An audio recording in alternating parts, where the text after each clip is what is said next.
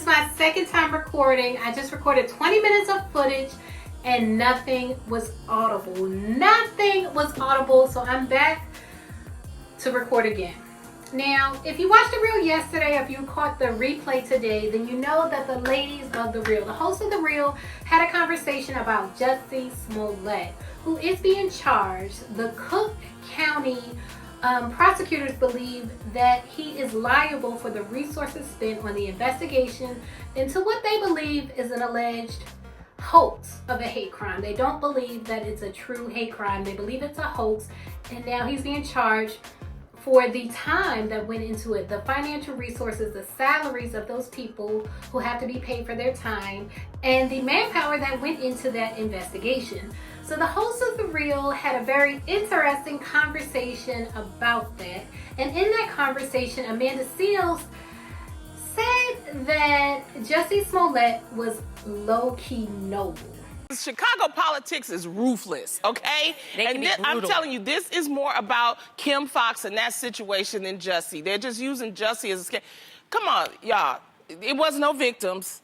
They can't really prove it. Thank you. Everything was even if it was up. a hoax. Even if it was a hoax, this is really happening all the time.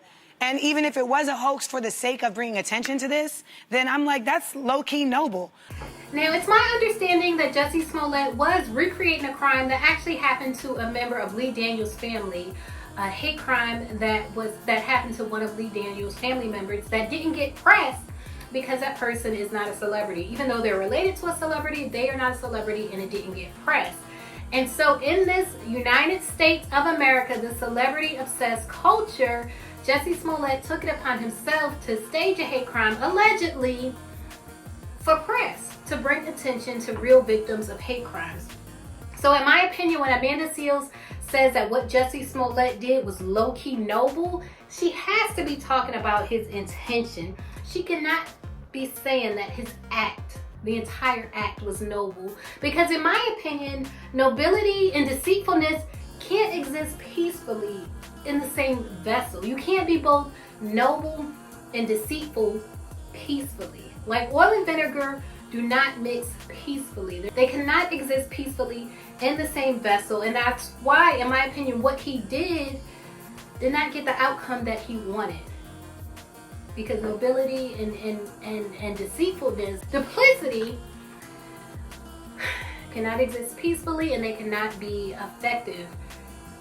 If an intention is truly noble, if an act is truly noble, no deceit is required. That's my opinion. Now, Amanda Seales is getting dragged, y'all. She's getting dragged on Twitter. She's getting dragged on YouTube. Her comments are being dragged. Her opinion is being dragged for saying what he did is low-key noble. This person said, Amanda Seales thinks what Jussie Smollett did was low-key noble because it brought awareness to hate crimes. There's this next level of woke that allows you to justify any action and be unable to ever see yourself as wrong. And another person said Amanda Seales is tripping and has been for a while. Nothing was low-key noble about creating a hoax and wasting man hours when there were real crimes that required attention. And another person said, I love Amanda Seales, but she really just said that Jussie Smollett is noble for faking a hate crime and only deserves a slap on the wrist. Now, the slap on the wrist part, I can low-key agree with when she was making the point that we shouldn't start doing the right thing with people who are always done wrong. Like, I'm at my wit's end about us centering situations like this and wanting to make people have to pay. And it's like, Emmett Till's accuser was alive. I think she's still alive. Yep. Yes, and yes. This young man died, and she announced that she was lying about it. They should have put the shackles on her that day, and she's walking around. So no one was hurt in this situation. Nobody. You know what they're mad about? Their time, their resources being and the used. money that's taxpayers' yes, resources. sure. Taxpayers' resources are being used every day to imprison people who have done nothing but be an addict. So I don't want to hear about Jussie Smollett. Okay, but I do want to. Is there an answer? But I just want to ask.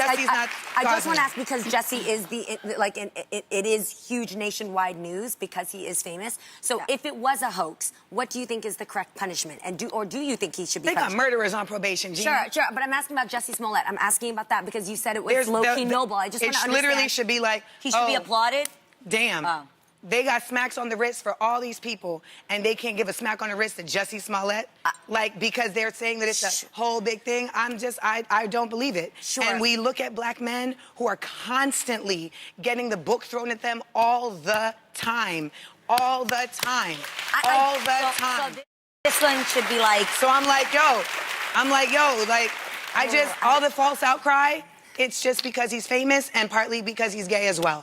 And I feel like it's a bunch of BS, and I'm not gonna sit here and at this table and act like, you know, he should be handled the way that he should be handled. Like, they're not handling people who need to be handled the way they should be handled, so why are they trying to do it to That is absolutely true. Yeah.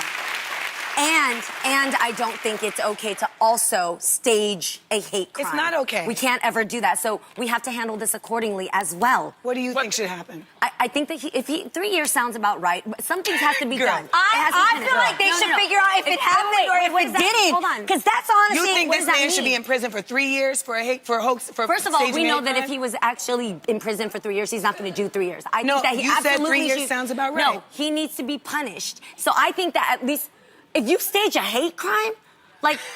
I know that happens all the time, but we don't know if that's we true. can't say that that's okay. That's what I want. But what you're saying, if it is true. If this is all alleged, you guys, we have no news. Yeah. But obviously this happens everywhere, and this all should be handled accordingly, but we can't just let this slide because... They are letting people who do real hate crime slide every day. Dylan Roof was given that. Burger King. I recognize that. But that's not right. How do you make it that it's not right? How do you make it? You don't start with making it right with the people who are always treated wrong. So that's my thing. You don't start with, okay, say it again. You don't start with doing it right with the people who are always treated wrong. Like, there's no such thing as a hate crime for white people. Like, so as far as I'm concerned, like, for white people who are not LGBTQ. So my point is, I'm so passionate about this because I feel like we always want to start, like, handling things properly with the folks who are at the bottom of the totem pole. Using them as the example? Using them as the example. But how do you feel? Black men and men of color are traditionally done wrong in the justice system. And so to make an example of a black man, to start to do the right thing with a black man, which in my opinion means to punish him excessively. That's what it really means. When they say they want to make an example of Jussie Smollett, even if they don't say those words, when they infer that they want to make an example of Jussie Smollett, they be in Cook County, to me that means they want to give him an excessive sentence. And I agree with Amanda that that is not right and that's not justice to do that to a group of people who are always done wrong. Now, another person said what Amanda Seales said about Jussie Smollett doing was low-key noble and that he shouldn't be punished, and then tried to compare what happened to Emmett Till is not only intellectually fraudulent, but downright stupid. Now, what Amanda Seales was saying about Emmett Till, I don't know if her point came across clearly because of the time limitations, but what she was saying it was that the situation with Emmett Till, with the woman that accused him of not only verbal assault, but physical assault and sexual assault. She said he catcalled her, he grabbed her hand, he put his hand around her waist. That was a hoax. She admitted 63 years later, this happened in the 50s, and she admitted 63 years later that he didn't do anything. She said she's an old woman now and she doesn't remember anything from that day because nothing happened on that day. She said nothing happened, nothing memorable happened. He didn't do anything. And she specifically said he didn't do anything worthy of what happened to him. She admitted that nothing happened and that part of her testimony was not true. And even when she was given her testimony at that time, she gave 3 different testimonies. At one point she said it was only verbal.